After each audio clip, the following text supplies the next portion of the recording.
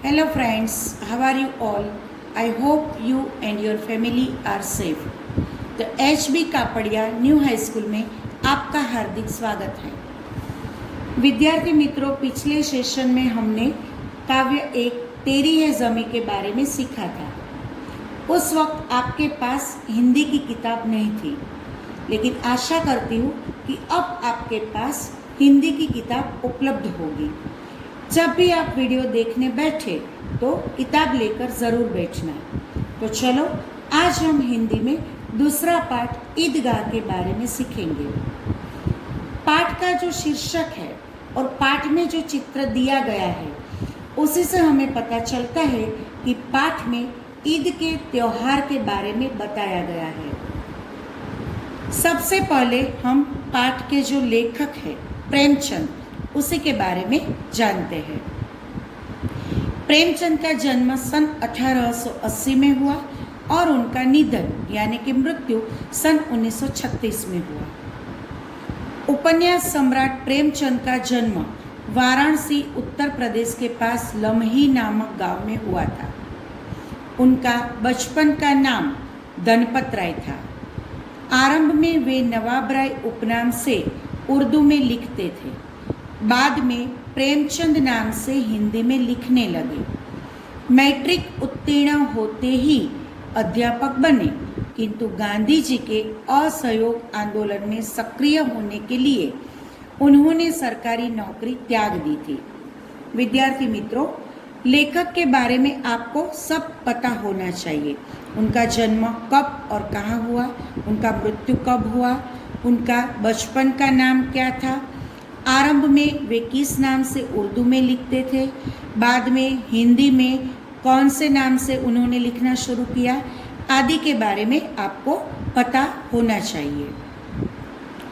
गोदान प्रेमचंद का सर्वश्रेष्ठ उपन्यास है। उपन्यास यानी साहित्य का एक प्रकार। हिंदी में साहित्य के कई प्रकार हैं, जैसे निबंध, आत्मकथा, नवलकथा, एकांकी, नाटक, उपन्यास आदि।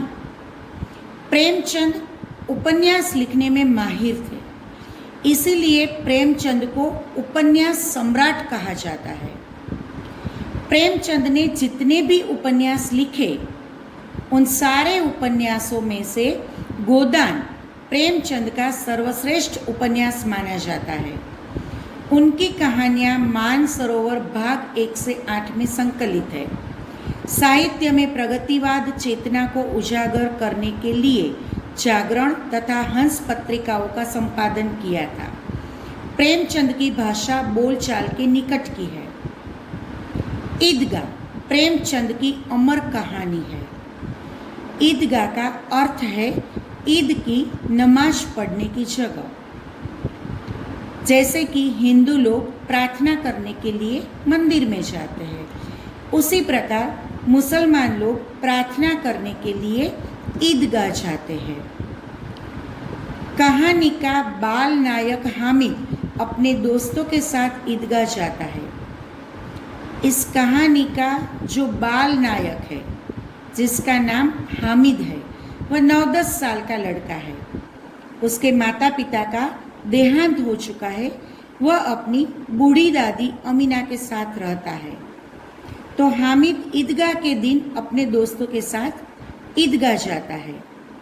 जब अन्य बच्चे खिलौने और मिठाई खरीदते हैं, हामिद अपनी बाल सहज इच्छाओं का दमन करके अपनी दादी अमीना के लिए चिमटा खरीदता है। ईदगाह में मेला भी लगा होता है।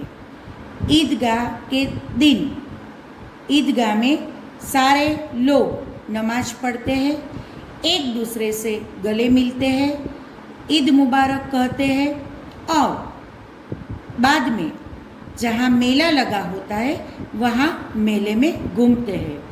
तो सारे बच्चे जब मेले में खिलौने और मिठाई खरीदते हैं तो हामिद अपनी खाने पीने की इच्छा और खिलौने खरीदने की इच्छाओं का दमन करता है, यानी कि अपने मन में सारी इच्छाओं को दबाकर अपनी दादी अमीना के लिए चिमटा खरीदता है। इसमें दादी के प्रति प्रेम तथा उपयोगी चीज खरीदने की विवेकपूर्ण बुद्धिमत्ता प्रकट होती है। पाठकगण बालक हामिद के त्याग, सद्भाव और विवेक को देखकर भाव विभोर हो जाते हैं। अब पाठ में ध्यान रखिए। रमजान के पूरे 30 रोजों के बाद आज ईद आई है। रमजान यानी कि मुसलमानी वर्ष का 9वां महीना। रमजान महीना मुसलमानों के लिए अत्यंत पवित्र महीना कहा जाता है। तो रमजान के पूरे 30 रोजों के बाद, रोजा यानी कि उपवास, रमजान महीने में मुसलमान लोग 30 दिनों तक उपवास रखते हैं और 30 उपवास के बाद, 30 रोजों के बाद जो अगला दिन आता है वह ईद का त्योहार कहा जाता है। यानी कि रमजान ईद का त्योहार 30 दिनों के बाद आज आया है। कितना मनोहर, कितना सुहावना प्रभात है। आज का सूर्य देखो, कितना प्यारा, कितना शीतल है। मानव संसार को ईद की बधाई दे रहा है। सूर्य रोज निकलता है, लेकिन आज जो सूर्य निकला है वह सूर्य कितना प्यारा और कितना शीतल है।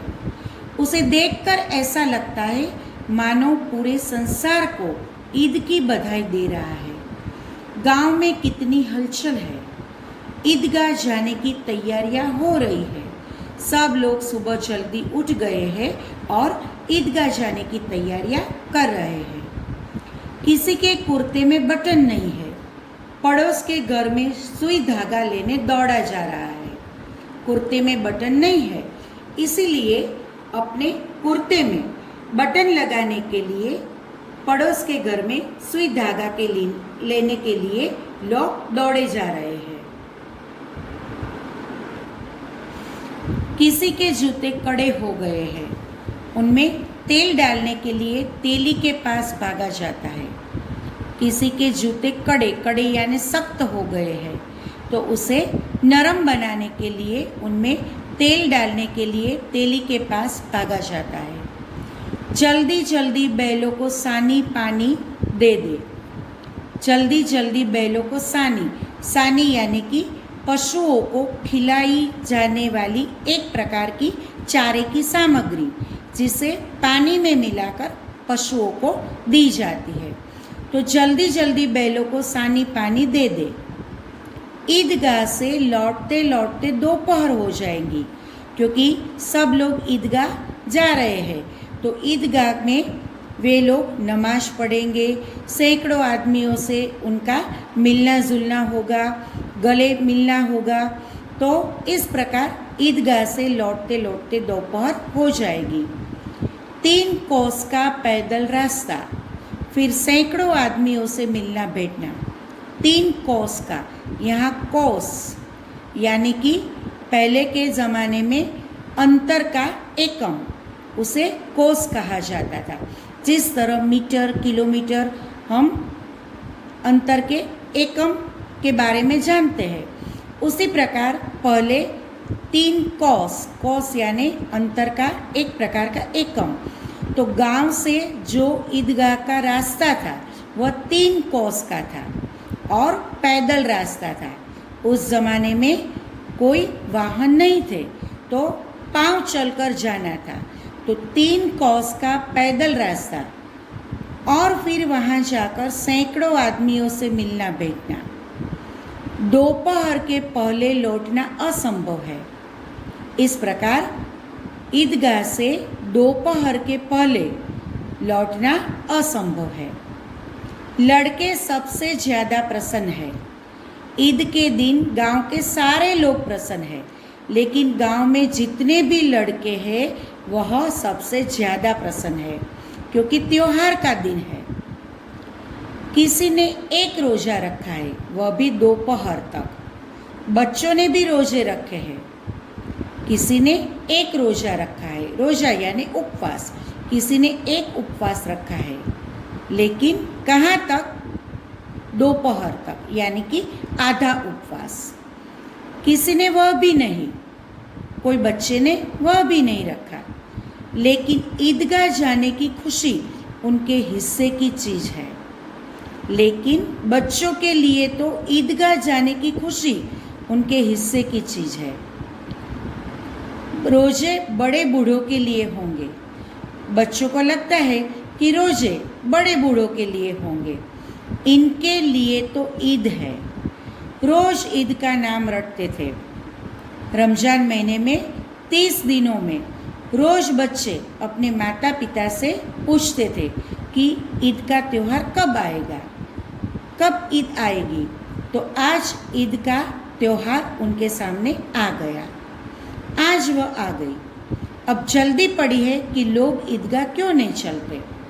जब आज बच्चों को लगता है कि आज ईद का त्यौहार आ गया है, ईदगाह जल्दी जाना है, लेकिन हमारे माता पिता जो है वह ईदगाह जल्दी क्यों नहीं चलते।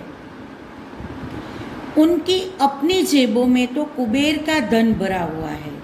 कुबेर यानी धन का देवता, उनकी अपनी जेबों में। गांव में जो भी बच्चे हैं, उन सारे बच्चों ने मेले में पैसे खर्च करने के लिए पूरे साल भर अपने पास पैसे इकट्ठे किए हुए हैं। तो उनकी जेबों में कुबेर का धन भरा हुआ है। बार बार जेब में से अपना खजाना निकालकर गिनते हैं और खुश होकर फिर रख देते हैं। सारे बच्चे जिन्होंने मेले में खर्च करने के लिए पैसे इकट्ठे किए हैं, वे बार बार जेब में से अपना खजाना निकालते हैं, पैसे गिनते हैं और खुश होकर फिर रख देते हैं। मोहम्मद गिनता है 1, 2, 10, 12, उसके पास 12 पैसे हैं। मोहम्मद नाम का जो लड़का है उसके पास 12 पैसे हैं। मोहसिन के पास 1, 2, 8, 9, 15 पैसे हैं। मोहसिन नाम का जो लड़का है उसके पास 15 पैसे हैं। इन्हीं अनगिनत पैसों से अनगिनत चीज़ें लाएंगे। बच्चों ने पहले से तय कर रखा हुआ है कि उनके पास अनगिनत पैसे, यानी कि जिसे गिना न जा सके, तो ऐसे अनगिनत पैसों से वे अनगिनत चीज़ें लाएंगे। कौन कौन सी चीज़ें लाएंगे? खिलौना, मिठाइयाँ, गेंद और जाने क्या क्या। बच्चों ने अपने मन में सब कुछ तय करके रखा है कि जितने भी पैसे उनके पास है, उन पैसों से वे खिलौने लेंगे, मिठाइयाँ लेंगे, गेंद लेंगे और जाने क्या क्या लेंगे। और सबसे ज़्यादा प्रसन्न है हामिद। गांव में जो भी बच्चे हैं, उन सारे बच्चों में हामिद, जो हमारी कहानी का नायक है, वो सबसे ज़्यादा प्रसन्न है। यहाँ पर हमें हामिद का वर्णन दिया गया है। गरीब सूरत, यानी कि हामिद का जो चेहरा है वह एकदम भोला सा, मासूम सा चेहरा है। दुबला पतला लड़का, उनका शरीर दुबला पतला है, जिसका बाप गत वर्ष हैजे की भेंट हो गया। हामिद का जो बाप है, यानी कि उसका जो पिता है, वह गत वर्ष यानी कि पिछले साल हैजे की भेंट हो गया। हैजा यानी कि कोलेरा, एक संक्रामक रोग, उसकी भेंट हो गया। तो कि कोलेरे की वजह से वह मृत्यु की भेंट हो गया। फिर एक दिन माँ भी मर गई। बाद में उसकी जो माँ थी वह भी मर गई। अब हामिद अपनी बूढ़ी दादी अमीना की गोद में है और उतना ही प्रसन्न है। माता पिता के मर जाने के बाद हामिद उसकी जो बूढ़ी दादी है, जिसका नाम अमीना है, उसके साथ रहता है और उतना ही प्रसन्न है। हामिद के पाँव में जूते नहीं है। सिर पर एक पुरानी टोपी है जिसका गोटा काला पड़ गया है। गांव में ईद का त्यौहार है। सारे बच्चों के पास नए नए कपड़े हैं, नए जूते हैं। हामिद के पाँव में जूते नहीं है। हामिद के पास पहनने के लिए जूते भी नहीं है। सिर पर एक पुरानी टोपी है। सिर पर पहनने के लिए उसके पास एक पुरानी टोपी है जिसका गोटा काला पड़ गया है। गोटा यानी कि सुनहरे या रूपहरे तारों से गूंथी हुई डिजाइन, उसे गोटा कहा जाता है। तो वह टोपी पर जो गोटा है वह काला पड़ गया है। फिर भी वह प्रसन्न है, फिर भी वह प्रसन्न है। देखो यहाँ पर कितना हामिद प्रसन्न है। अब हमारे पास त्योहार में कपड़े नहीं है, जूते नहीं है, तो हम माता पिता से कितनी जिद करते हैं। लेकिन यहाँ पर हामिद के पास कुछ भी नहीं है, फिर भी वह प्रसन्न है। अभागिन अमीना अपनी कोठरी में बैठी रो रही है। अभागिन अमीना यानी कि हामिद की जो दादी है वह अपनी कोठरी में बैठी रो रही है। आज ईद का दिन और उसके घर में दाना नहीं। आज ईद का बड़ा त्योहार है और उसके घर में खाने के लिए अनाज का दाना भी नहीं है। इस अंधकार और निराशा में वह डूबी जा रही है।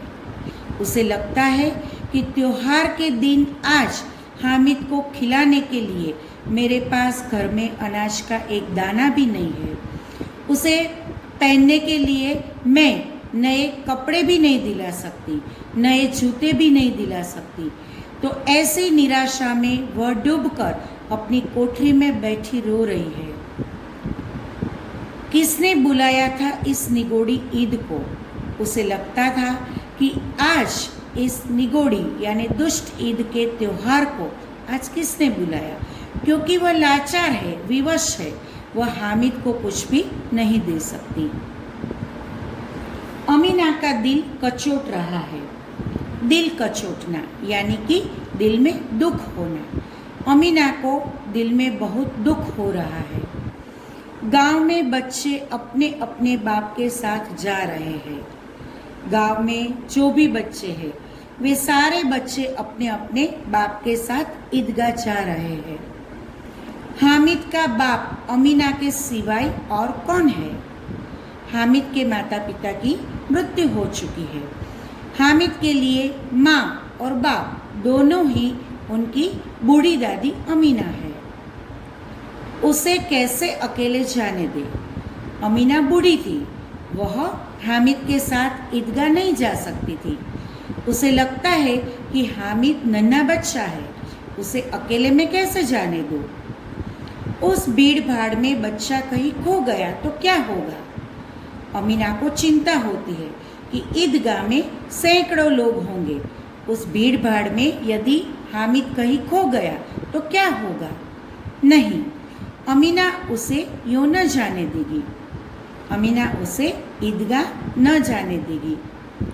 नन्ही सी जान 3 कोस चलेगा कैसे? हामिद 9-10 साल का नन्हा लड़का है। उसे लगता है कि वह 3 कोस पैदल किस प्रकार चलेगा। पैरों में छाले पड़ जाएंगे। जूते भी तो नहीं है। हामिद के पास पहनने के लिए जूते भी नहीं है, तो बिना जूते इतना 3 कोस पैदल चलेगा तो उसके पैरों में छाले पड़ जाएंगे। कुल 2 आने पैसे बच रहे हैं। अमीना के पास 2 आने पैसे हैं। 3 पैसे हामिद की जेब में, 5 अमीना के बटुए में।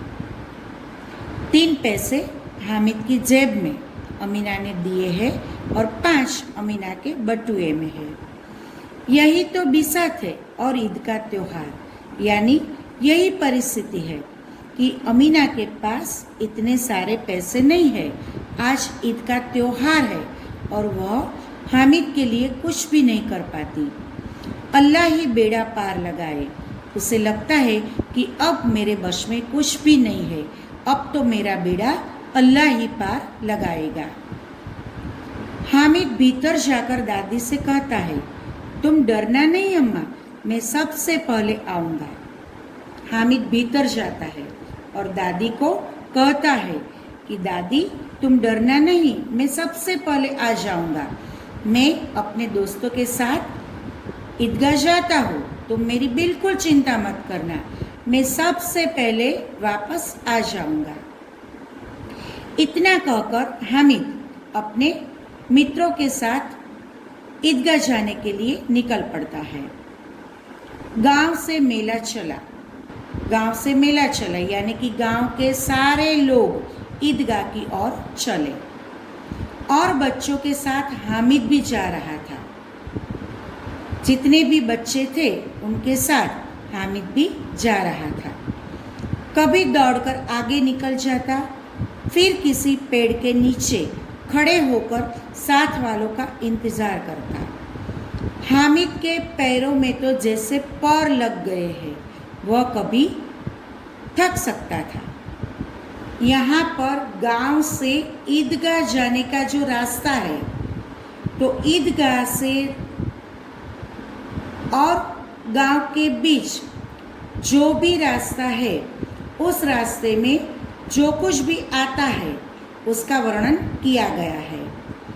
तो गांव में से जब मेला चला, यानी कि गांव में से लोगों का मेला चला, गांव के सारे लोग ईदगाह की ओर जब चलते हैं, तो बच्चों के साथ हामिद भी जा रहा था। हामिद को ईदगाह जाने की इतनी खुशी थी कि वह दौड़कर सबसे आगे निकल जाता, फिर किसी पेड़ के नीचे खड़े होकर साथ वालों का इंतज़ार करता। जो भी उसके दोस्त थे, उस दोस्तों के पहले वह दौड़कर सबसे आगे निकल जाता और रास्ते में जब कोई पेड़ आता तो पेड़ के नीचे खड़ा होकर अपने दोस्तों का इंतज़ार करता। हामिद के पैरों में तो जैसे पैर लग गए हैं। हामिद जिस प्रकार दौड़ रहा था, आनंद से उछलता जा रहा था, उसे देखकर ऐसा लगता है कि उसके पैरों में पैर लग गए, यानी कि पंख लग गए हैं। वह कभी थक सकता था। जिस प्रकार वह आनंद से दौड़ रहा था, उसे देखकर ऐसा हमें लगता है कि वह कभी भी थक सकता था। बड़ी बड़ी इमारतें आने लगी, रास्ते में बड़ी बड़ी इमारतें आने लगी। यह अदालत है, यह कॉलेज है, यह कलाघर है, आगे चले। बच्चे सब देखते हैं और एक दूसरे से बातें करते हैं कि यह अदालत है, यह कॉलेज है, यह कलाघर है। ऐसे बातें करते करते आगे की ओर बढ़ते हैं। हलवाइयों की दुकानें शुरू हुई, फिर रास्ते में हलवाइयों की दुकानें शुरू हुई। आज खूब सजी हुई थी। आज ईद का त्यौहार था, इसलिए सारी दुकानें खूब सजी हुई थी। इतनी मिठाइयाँ कौन खाता है? देखो ना, एक एक दुकान पर मनो होगी। हलवाइयों की दुकान में इतनी सारी मिठाइयाँ थी कि मिठाइयाँ को देखकर हमें ऐसा लगता है कि इतनी सारी मिठाइयाँ कौन खाता है। देखो ना, एक एक दुकान पर मनो होगी। मनो यानी कि भीड़ होगी। सहसा ईदगाह नजर आई। अचानक बच्चों को ईदगाह नजर आई। इमली के घने वृक्षों की छाया है। अब यहाँ पर हमें ईदगाह का वर्णन दिया गया है। सहसा ईदगाह नजर आई। इमली के घने वृक्षों की छाया है। ईदगाह में यानी कि जो नमाज पढ़ने की जगह है, उस स्थल में, ईदगाह में इमली के घने वृक्षों की छाया है। नीचे पक्का फर्श है। ईदगाह का जो फर्श है वह पक्का है। उस पर जाजिम बिछी हुई है। रोजेदारों की पंक्तियां एक के पीछे एक न जाने कहाँ तक चली गई है। रोजेदारों की यानी कि जो भी लोगों ने रोजे रखे हैं, वे सारे लोगों की पंक्तियां यानी कि लाइन एक के पीछे एक न जाने कहाँ तक चली गई है। ईदगाह में हम देखते हैं तो जो भी रोजेदार है, वे सारे रोजेदार एक के पीछे एक अपने आप लग गए हैं। यहाँ कोई धन और पद नहीं देखता। ईदगाह ऐसी जगह है, यहाँ धन और पद का महत्व नहीं है। जो भी आता है एक के पीछे एक खड़े हो जाता है। इन ग्रामीणों ने भी वजू किया और पिछली पंक्ति में खड़े हो गए। इन ग्रामीणों ने यानी कि गांव से जो भी लोग ईदगाह में आए हैं उन सारे लोगों ने वजू किया। वजू यानी हाथ, पैर और मुंह का धोना। नमाज पढ़ने से पहले हाथ और पैर को साफ किया जाता है और मुंह को साफ किया जाता है पानी से। उस क्रिया को वजू कहा जाता है। तो सारे ग्रामीणों ने वजू किया और पिछली पंक्ति में खड़े हो गए, यानी कि पीछे जो लाइन थी उसमें एक के बाद एक सब लोग खड़े हो गए।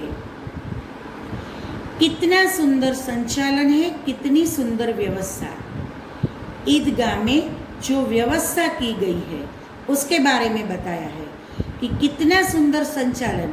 कोई लोगों को कहा नहीं जाता कि तुम यहाँ पर खड़े रहो, यहाँ बैठो, इस पंक्ति में खड़े रहो। सब अपने आप खड़े रह जाते हैं। तो कितनी सुंदर व्यवस्था ईदगाह में की गई है। हजारों सिर एक साथ सिजदे में झुक जाते हैं, फिर सब एक साथ खड़े हो जाते हैं। ईदगाह में सब लोग नमाज पढ़ने की क्रिया शुरू करते हैं। हजारों सिर एक साथ सिजदे में झुक जाते हैं। सिजदा यानी कि एक साथ जमीन को अपना सिर झुककर स्पर्श कराना, एक प्रकार की प्रक्रिया। तो हजारों सिर एक साथ सिजदे में झुक जाते हैं, फिर सब एक साथ खड़े हो जाते हैं। देखो यहाँ पर सब लोगों का सिर एक साथ ही झुकता है और एक साथ ही सब लोग खड़े हो जाते हैं। मानव भ्रातृत्व का एक सूत्र समस्त आत्माओं को एक कड़ी में पिरोए हुए है। जिस प्रकार सब लोग एक साथ झुक जाते हैं, एक साथ खड़े हो जाते हैं, उसे देखकर ऐसा लगता है कि समस्त आत्माओं को यानी सारे मनुष्य को एक कड़ी में पिरोया गया है और भातृत्व का भाव यहाँ पर हमें देखने को मिलता है। नमाज खत्म हो गई, लोग आपस में गले मिल रहे हैं। नमाज खत्म हो गई यानी सब लोगों ने अपनी प्रार्थना पूरी कर दी। लोग आपस में गले मिल रहे हैं। गले मिलकर सब लोग आपस में ईद मुबारक एक दूसरे को कहते हैं। अब मिठाइयाँ और खिलौनों की दुकानों पर धावा होता है। सब लोग नमाज पढ़ लेते हैं, एक दूसरे को मिल लेते हैं, ईद मुबारक कह देते हैं और बाद में मिठाइयाँ और खिलौनों की दुकान पर दावा यानी आक्रमण करते हैं। मिठाइयाँ खाने के लिए और खिलौने खरीदने के लिए उन दुकानों पर आक्रमण करते हैं यानी कि हमला करते हैं। ग्रामीणों का यह दल इस विषय में बालकों से कम उत्साही नहीं है। ग्रामीणों का यह दल यानी कि गांव से जो लोग आए हैं, बच्चे, बूढ़े और बड़े लोग, तो बच्चों के साथ साथ बड़े और बूढ़े भी इस विषय में कम उत्साही नहीं है। बच्चे के साथ बूढ़े और बड़े लोग भी मिठाइयाँ खाने के लिए और खिलौना खरीदने के लिए दुकानों की ओर चलते हैं। यह देखो हिंडोला है, एक पैसा देकर चढ़ जाओ। गांव में जो मेला लगा है वहाँ हिंडोला है, तो हिंडोले में बैठने के लिए एक पैसा दे दो और उसमें चढ़ जाओ। कभी आसमान पर जाते हुए मालूम होता है, कभी जमीन पर गिरते हुए। जो हिंडोला है वह कभी आसमान पर जाते हुए मालूम होता है और कभी जमीन पर गिरते हुए। यह चरखी है, लकड़ी के हाथी, घोड़े और ऊंट छड़ों से लटके हुए हैं। यह चरखी है, मेले में चरखी भी लगी हुई है। तो चरखी में लकड़ी के हाथी, घोड़े और ऊंट छड़ों से लटके हुए हैं। एक पैसा देकर बैठ जाओ और 25 चक्करों का मजा लो। चरखी में बैठने के लिए एक पैसा है, तो एक पैसा देकर चरखी में बैठ जाओ और 25 चक्करों का मजा लो। महमूद, मोहसिन, नूरे और सम्मी इन घोड़ों पर बैठते हैं। हामिद दूर खड़ा है, 3 पैसे तो उसके पास है। महमूद, मोहसिन, नूरे और सम्मी सारे बच्चे इन घोड़ों पर बैठते हैं, लेकिन हामिद दूर खड़ा है क्योंकि हामिद के पास सिर्फ 3 पैसे हैं। अपने कोष का 1/3 जरा सा चक्कर खाने के लिए नहीं दे सकता। उनके पास जो 3 पैसे है वह 3 पैसे में से 1 पैसा वह चक्कर खाने के लिए नहीं दे सकता क्योंकि उनके पास सिर्फ 3 पैसे हैं। अपने कोष का 1/3, कोष यानी कि खजाना, उनके पास जो 3 पैसे है उन 3 पैसों में से 1 हिस्सा यानी कि 1/3 हिस्सा वह जरा सा चक्कर खाने के लिए नहीं दे सकता। मित्रों, अब हम अगले सेशन में पाठ आगे ले जाएंगे। यहाँ तक आप सबको यह पाठ पूरी तरह से पढ़ना है और जो काव्य 1 हमने पिछले सेशन में चलाया था उसका होमवर्क मैं तुम्हें भेज रही हूँ, यानी कि जो भी PDF मैं तुम्हें भेज रही हूँ वह तुम्हें CW की कापी यानी तुम्हारी जो नोटबुक है हिंदी की, उस हिंदी की नोटबुक में तुम्हें काव्य 1 का CW करना है। Thank you. जय भारत, जय हिंद।